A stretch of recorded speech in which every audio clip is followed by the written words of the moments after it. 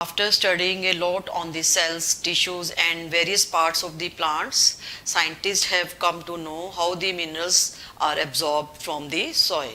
So roots are main absorbing organ, and roots hairs are present actually in the zone of maturation. So main organ of absorption are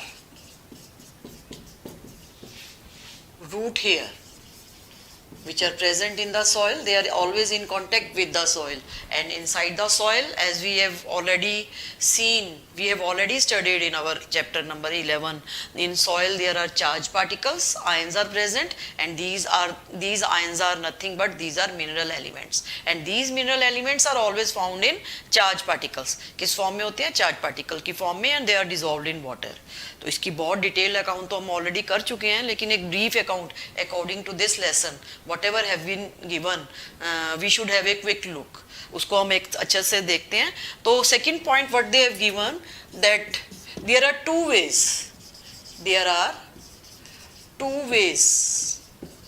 by means of which minerals are absorbed.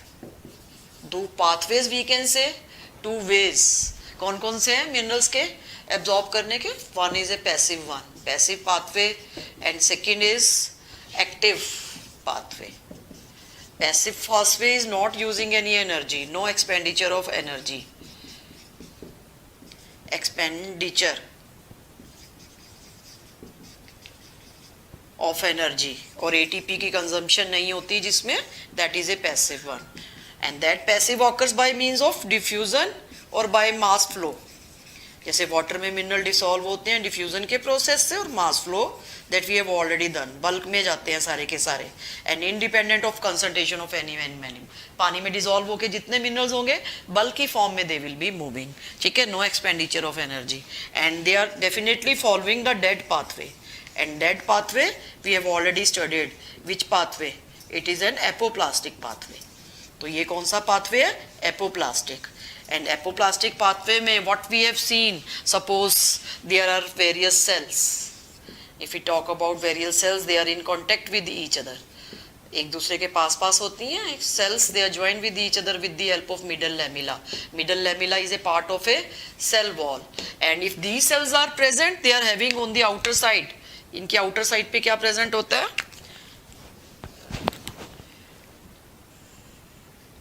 Cell wall. This is a cell wall, and dead pathway is along the cell wall. Cell wall is a dead structure. कौन सा structure है? I should draw with immediate contact with the cell membrane. Suppose the red line is indicating the cell membrane. Outer to the cell membrane there is a blue line which is demarcating the cell wall. When the water is entering, it will be entering to the apoplastic pathway, that is a dead pathway, and there is no resistance offered to this pathway. इसमें dead pathway में कोई cell organelle नहीं है, कुछ नहीं है, तो rapid movement होगी, और diffusion process से और mass bulk से होगी. ये डिटेल हम पढ़ चुके हैं ना. और dead pathway होगा, there will be no expenditure of energy. Active pathway will be involving the living tissue, that is cytoplasm, cell membrane. Cytoplasm या हम कह लें cell membrane, and it is a slow pathway, and in it ATP is needed. Energy की form में ATP चाहिए. Most of this living pathway requires, जो भी active movement है ना मिनरल्स की, it is requiring the energy भी require होती है, क्योंकि चार्ज पार्टिकल्स को मूव करना आसान नहीं है. और उसके अलावा there is always resistance offer that by the organelles, cell organelles जो भी होते हैं प्रोटोप्लाज्म में, क्योंकि लिविंग पाथवे में दूसरे भी तो सब्सटेंसेस होंगे ना जो इनकी मूवमेंट को क्या करेंगे. What do? They will try to prevent their movement. तो मूवमेंट को रोकने की कोशिश करेंगे, और we can say they will form as an obstacle. They will be present as an obstacle in the living pathway. Living pathway में एक तरह की रुकावट का काम करेंगे. तो जिसको क्रॉस करने के लिए they always need an energy चाहिए. और कुछ ट्रांसमेम्ब्रेन प्रोटीन्स होते हैं, ट्रांसमेम्ब्रेन प्रोटीन्स जो कि सेल मेम्ब्रेन के अंदर प्रेजेंट होते हैं, ट्रांस मेम्ब्रेन प्रोटीन्स, जो एक तरह का पोर लाइक स्ट्रक्चर हम कह सकते हैं या चैनल का काम करते हैं। वेरियस मिनरल आयंस जो होते हैं इन प्रोटीन की हेल्प से पैसिवली भी फ्लो करते हैं। तो ट्रांसपर मेम्ब्रेन प्रोटीन्स और चैनल्स जो कि पोर लाइक स्ट्रक्चर है, वो तो क्या करते हैं, वहाँ से तो मिनरल्स पैसिवली भी एब्जॉर्ब चले जाते हैं। आई मीन टू से second part of this process और एक्टिव पाथवे में कुछ पाथवे का पैसिव भी होता है जिसमें एनर्जी रिक्वायर नहीं होती, and it is done with the help of some proteins that are present between the cell membrane. कुछ पोर प्रोटीन्स होते हैं जो एक तरह से चैनल का काम करते हैं through which minerals ions they cross. Clear. और सेकंड जो होते हैं कुछ पंप प्रोटीन्स होते हैं ट्रांस मेम्ब्रेन प्रोटीन के अंदर, जो एक्टिवली पंप करते हैं पार्टिकल्स को बाहर से अंदर की तरफ। जैसे कि अगर हम इसका एग्जांपल लेना, this is a cell membrane, एक रफ डायग्राम फिर से बना लेते हैं जिससे कि बेसिस पे वी कैन एश्योर। जैसे कुछ तो टनल प्रोटीन्स होते हैं जो कि किसी भी, मान लो ये आउटर एक्स्ट्रा सेलुलर सरफेस है, clear, and this is the inter cellular surface. तो बाहर से कोई भी चार्ज पार्टिकल या प्लस या माइनस आना है अंदर की तरफ, तो ये टनल प्रोटीन की हेल्प से पैसिवली आ जाएगा। तो दीज आर पैसिवली ट्रांसपोर्टेड। और कुछ प्रोटीन्स होते हैं जो कि एक तरह का पंप का काम करते हैं। पंप मींस यहाँ पे मान लो सोडियम या whatever we can say potassium ion है, तो actively they are pumped by this, किसके द्वारा, इन पंप प्रोटीन्स के द्वारा पंप होते हैं। वहां कहाँ से, जहाँ पे हायर कंसंट्रेशन होगी वहां से अंदर की तरफ अगेंस्ट दी कंसंट्रेशन ग्रेडियंट भी काम करते हैं जिसमें एनर्जी चाहिए होती है। सॉइल में बहुत ज़्यादा कंसंट्रेशन है and they have to cross through the cell membrane, cell membrane के थ्रू क्रॉस होना होता है। और स्टार्टिंग में सॉइल में ज़्यादा होती है, लेकिन रूट हेयर में मैक्सिमम कंसंट्रेशन होती है सेल सेप में चार्ज पार्टिकल्स की। Even the root they are able to absorb the ions from the soil. Soil में चाहे कम भी उनका अमाउंट हो ना, फिर भी सॉइल में से वो एब्जॉर्ब करने की टेंडेंसी होती है because of pumping process that is done by these proteins. और ये पंप कहाँ प्रेजेंट होते हैं, again they are present in the cell membrane. Cell membrane के अंदर ट्रांस मेम्ब्रेन प्रोटीन का काम करते हैं ना, ट्रांस मेम्ब्रेन प्रोटीन एक तरह के प्रोटीन होते हैं जो पंप की तरह का काम करते हैं, ठीक है। और ये सब हम पढ़ चुके हैं 11 में, चैप्टर 11 में। You can proceed to that chapter, already I have uploaded इसकी पूरी detailed account, we have studied already. मैं तो ये क्विक रिवीजन करवा रही हूँ क्योंकि it is again present in this chapter कि आयन कैसे एब्जॉर्ब हो रहे हैं। तो that is why there was a need to tell you again, आपकी एक तरह से रिवीजन भी हो जाएगी। तो फर्स्ट कैरियर प्रोटीन कौन से थे, जो कि पोर लाइक और चैनल लाइक स्ट्रक्चर जिसमें पैसिवली एब्जॉर्ब हुए, ठीक है ना, अलोंग दी कंसंट्रेशन ग्रेडियंट, जिसमें एनर्जी नहीं चाहिए। आई मीन टू से कि एक्टिव प्रोसेस में भी सम पार्ट पैसिवली होता है लेकिन ज़्यादातर एक्टिवली होता है।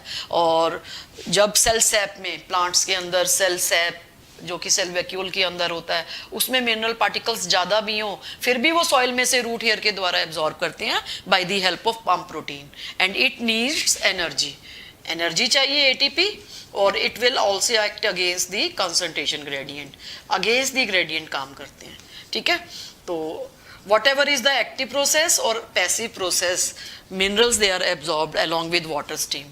This is a dead pathway, and when they have to cross through the cell membrane, this is a cell membrane, so this will be the living. Ultimately they will be crossing from one cell to the another cell by plasmodesmatal connection.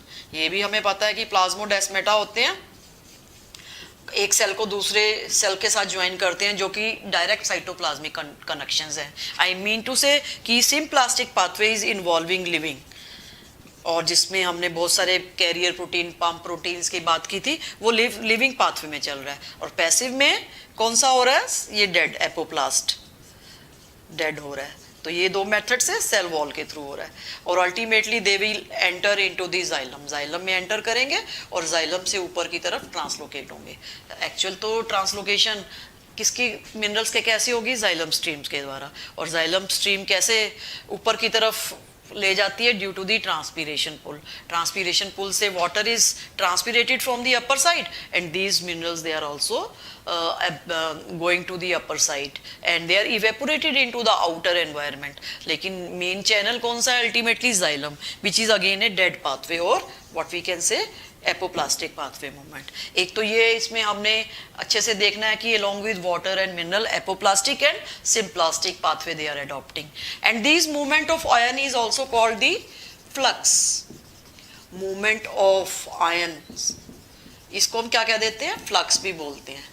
when the particles, when these ions they are moving inside the cell, then it is called the influx, यानी कि influx is inward movement of ions, inward movement from soil to the inner part, ठीक है, and the efflux is outward from inner to the out part, inner part of the cell to the out, to the outside। ये क्यों होता है? Because they have to exchange the mineral all the time. There is always a balancing condition of minerals that should be there in the cell. Cell में ना proper amount में minerals होने चाहिए. They should be neither in a large amount nor in a less amount. तो उसके लिए हमने अपने उसी चैप्टर में बहुत सारी थ्योरीज मैंने बताई थी आपको, जिसमें कैटाइनिक एनाइनिक एक्सचेंज थ्योरी बताई थी, कार्बोनिक एसिड एक्सचेंज थ्योरी बताई थी, और डोनन इक्विलिब्रियम बताया था, that we can also studied while studying the absorption of water and mineral।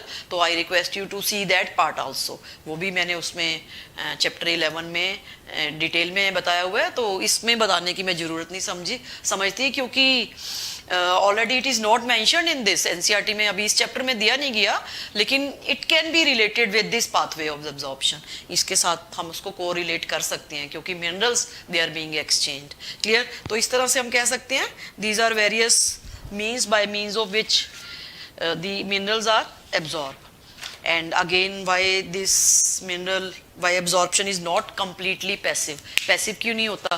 क्योंकि चार्ज पार्टिकल्स होते हैं सॉइल की फॉर्म, सॉइल में they are not able to absorb, coffee complex होते हैं तो उसके लिए एनर्जी चाहिए, कैरियर प्रोटीन्स चाहिए, ठीक है, चार्ज पार्टिकल्स होती हैं और इनकी कंसंट्रेशन सॉइल में लेस होती है as compare to the cell sap or present inside the vacuole। So on the base this conclusions we can say the minerals are absorbed and they are taken to the upside। everything is in detail in chapter 11, आप उनको अच्छे से पढ़ना तो ये तो topic और अच्छे से क्लियर हो जाएगा। मैंने तो थोड़ा सा whatever is present in NCERT उसके अकॉर्डिंगली बताया है। Clear? So we come to the next part of this, which is a very very very important part, that is nitrogen fixation।